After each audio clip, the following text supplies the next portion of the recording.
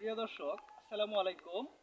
আমি এই মুহূর্তে আমার ধান খেতে এসে দেখলাম আমার অনেক ধান এরকম চুচা হয়ে গেছে। হ্যাঁ, এ বিষয়ে আপনাদের কাছে আমার একটা প্রশ্ন যে এটা কেন হচ্ছে, কি কারণে হচ্ছে? এই যে দেখেন, একটু পরে পরে আমার ধানে অনেকগুলা শীষ এরকম চুচা হয়ে গেছে। তো এরকম অনেকের ক্ষেত্রেই হচ্ছে। তো এটা কি জন্য হচ্ছে, কি রোগের কারণে হচ্ছে সেটা আমার অবশ্য জানা নেই, অনেক কৃষকেরই জানা নেই। এই বিষয়টা যদি কারো জানা থাকে তাহলে আমাকে অবশ্যই কমেন্টসে জানাবেন। আমি না, শুধু আমাদের এলাকার যত কৃষক আছে সবাই উপকৃত হবে। আমাদের দেশের যারা আছে সব কৃষক উপকৃত হবে। আমাদের কৃষক যদি উপকৃত হয় তাহলে দেশ বাঁচবে। হ্যাঁ, অনেক উন্নয়ন হবে। হ্যাঁ, অনেক। আমি তো সব ক্ষেত আপনাদেরকে দেখাতে পাচ্ছি না, শুধু একটা ক্ষেতেই ঢুকলাম, অল্প একটু জায়গা থেকে দেখেন অনেকগুলো শীষ তুলেছি। এই যে দেখেন, একটু পর পরে এরকম আছে। যদি এটার কোনো ওষুধ বা প্রতিক্রিয়া আপনাদের কারো জানা থাকে তাহলে অবশ্যই আমাকে কমেন্টসে জানাবেন। আমিও এটা অনেককেই শেয়ার করে বা এলাকায় সকল কৃষককে ডেকে আলোচনা করব, যাতে আমাদের কৃষকরা উপকৃত হবে। আমি এই অল্প একটু জায়গা থেকে দেখেন কতগুলা শীষ সংগ্রহ করেছি।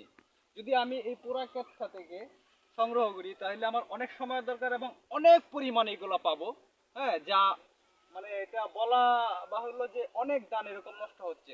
যদি প্লিজ যারা কৃষি বিষয়ক আছেন, যারা এইটার বিষয়ে কাজ করেন, তারা যদি এটা সম্পর্কে কেউ জানেন এটা কি জন্য এরকম হচ্ছে বা কি ওষুধ দিলে এটা উপকৃত হবে, এটা আর হবে না, তাহলে অবশ্যই আমাকে প্লিজ প্লিজ কমেন্টসে জানাবেন।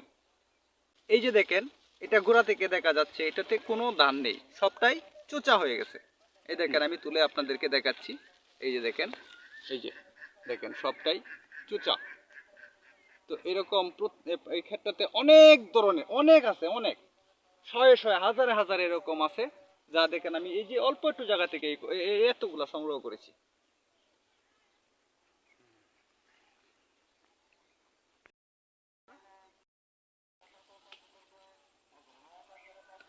একটু ভালো করে দিবেন, হ্যাঁ। এই যে দেখেন, এটা তো চোচা হইছেই, পাশাপাশি এখানে আরেকটা বিষয় ধরা পড়ছে, সেটা হচ্ছে এই যে দেখেন ধানটা কিরকম কালচে হয়ে গেছে। এই যে এরকম, হ্যাঁ, এরকম এটাও কিন্তু নষ্ট হয়ে যাচ্ছে। এরকম অনেক ক্ষেত্রে আছে যেটা, এই যে দেখেন, একটু জুম করেন ক্যামেরাটা।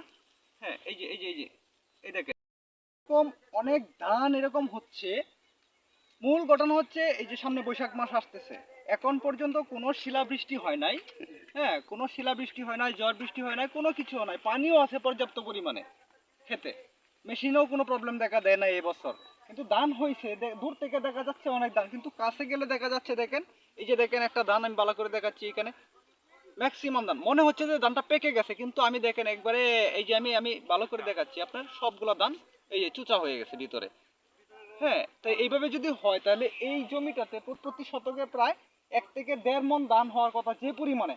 কিন্তু এই ধান কাটার পরে কতটুকু পরিমাণ ক্ষতি হইতে পারে সেই বিষয়টা আমার হয়তো জানা নাই। যারা কৃষিবিদ আছেন, যারা কৃষি নিয়ে কাজ করেন, তারা অবশ্যই বুঝবেন। হ্যাঁ, এইটাতে কত ক্ষতি হতে পারে কৃষকের। তো মোট কথা হচ্ছে, এইটার যদি কোনো প্রতিকার থাকে আপনাদের কাছে তাহলে অবশ্যই আপনারা কৃষককে হ্যাঁ কৃষকের কাছে পৌঁছায় দিবেন। আর আমাকে অবশ্যই কমেন্টসে দিবেন, আমি এটা এলাকায় এটা কাজ করব এই আশায় করছি। আর আপনারা যারা এই বিষয় নিয়ে কাজ করেন তারা আমার বিষয়টা অবশ্যই নজরে দিবেন, কারণ এতে অনেক কৃষক ক্ষতিগ্রস্ত হচ্ছে। যদিও দেখা যাচ্ছে পর্যাপ্ত পরিমাণে ধান হয়েছে, তারপরেও আমি এটা আর কেউ দেখুক না দেখুক আমি জানি না দেখছে কিনা, তবে আমার চোখে পড়ছে বিধায় আমি বিষয়টা তুলে ধরলাম। যদি আপনাদের এটা বিষয়ে কোনো জানা থাকে অবশ্যই অবশ্যই আমাদেরকে কমেন্টসে বলবেন এটার প্রতিকার কি ধরনের। যদি কোনো বিষয়, কোনো কৃষি বিষয়ক বিষয় আমার চোখে পড়ে তাহলে অবশ্যই আপনাদেরকে আপনাদের মাঝে তুলে ধরবো। ততক্ষণ পর্যন্ত আপনারা আমার পাশে থাকবেন, আমাকে লাইভ সাপোর্ট করবেন। হ্যাঁ, এই ভিডিওগুলো যত যত শেয়ার করবেন, প্রত্যেক কৃষক যেন এটা পায় এবং প্রত্যেক কৃষিবিদ যারা আছে দেশে কাজ করে কৃষি নিয়ে, তারাও যেন এই বিষয়টা দেখে নজরবন্দি হয়।